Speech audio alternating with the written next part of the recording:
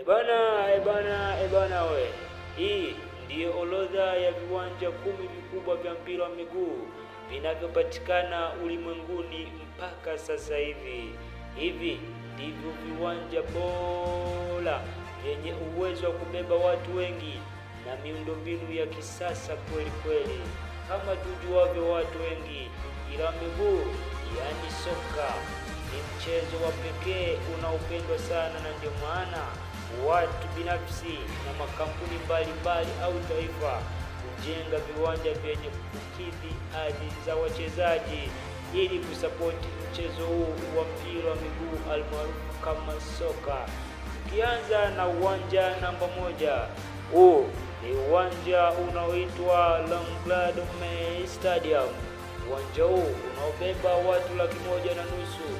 Huu uwanja unapatikana huko Pyongyang nchini Korea Kaskazini. Uwanja huu ulijengwa tarehe 1 ya mwezi wa 5 mwaka 1989.